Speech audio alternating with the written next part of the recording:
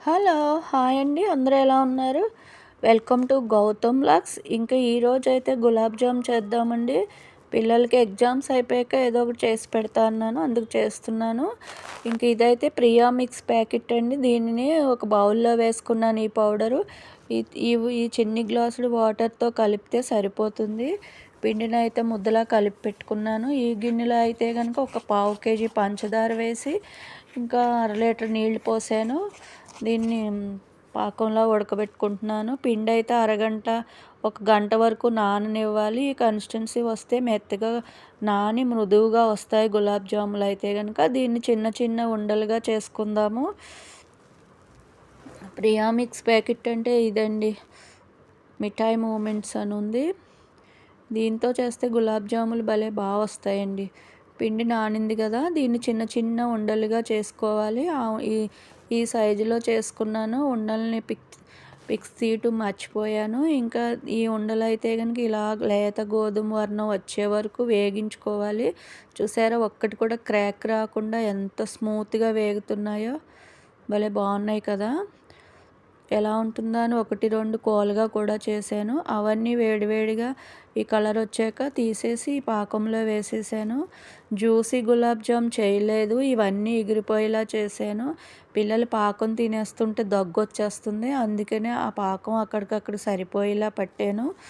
అర కేజీ పంచదార వేస్తే జ్యూసీ వస్తుంది, కానీ నేను పావు కేజీ వేసి ఈ కన్సిస్టెన్సీలో ఉంచేసాను. గులాబ్ జాములు అయితే భలే బాగా వచ్చినాయండి. ఒక్కడు కూడా క్రాక్ రాకుండా గులాబ్ జాములు అయితే అది. ఇంకా మసాలా పొడుల సంగతి చూద్దాము. ఇదైతే చికెన్ మసాలా కూరకి. ఈ చికెన్ మసాలా అంటే ఇంకా రొయ్యలకి, చికెన్కి రెండిట్లకి పనికొస్తుంది. ఇదైతే బిర్యానీ మసాలా. ఇది బిర్యానీకి అయితే జాజికాయ, సాజీరా, ఈ నల్ల మొగ్గలు, ఇంకా ఇవన్నీ ఎక్స్ట్రా ఉంటాయి కదా బిర్యానీకి అయితే. ఇది షాజీరా, అనాస్ పువ్వు, ఇవి ఎక్కువగా ఉంటాయి. చికెన్కి అయితే లవంగాయలు, యాలక్కాయలు ఇవి ఉంటాయి. ఇంత మట్టుకే ఉంటాయి కదా. ఇది బిర్యానీకి, రెండిట్లకి డిఫరెంట్ అది. ఇంకా ఇవన్నిటిని ఒక కళాయి పెట్టుకుని లేతగానే, ఎక్కువ వేడి లేకుండా కొంచెం లైట్గా వేడి చేసి వేపించి పక్కన పెట్టుకోవాలి. ఎక్కువ వేపేయకూడదు. ఆ తడిపోయే వరకు వేపించాలి. స్మెల్ వచ్చేదాకా వేయించి ఒక ప్లేట్లో ఆరబెట్టేసుకోవాలి.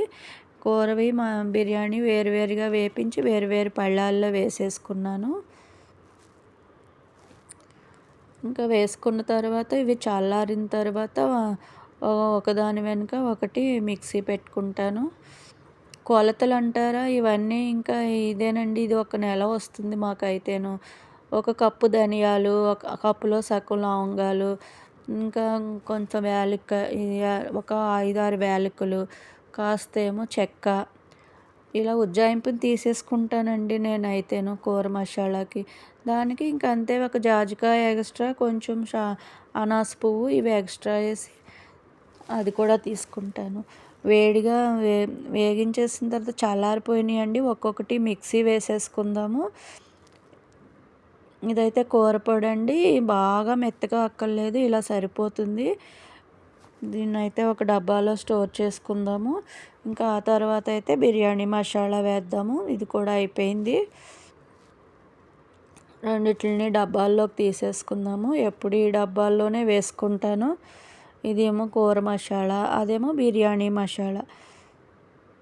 ఇంట్లో 3, 4 కదండి, సరిపోతుంది. ఒక నెల వస్తుంది. వారానికి, నెలకి 4 సార్లు కన్నా చేసుకోము కదా బిర్యానీ కానీ చికెన్ కానీను.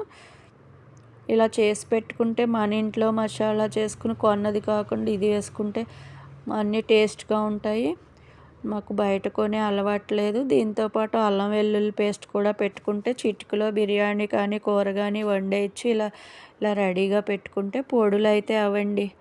ఇంక ఇదేనండి ఇవాళకి. లైక్ చేయండి, షేర్ చేయండి, కామెంట్ చేయండి. Thank you. బాయ్.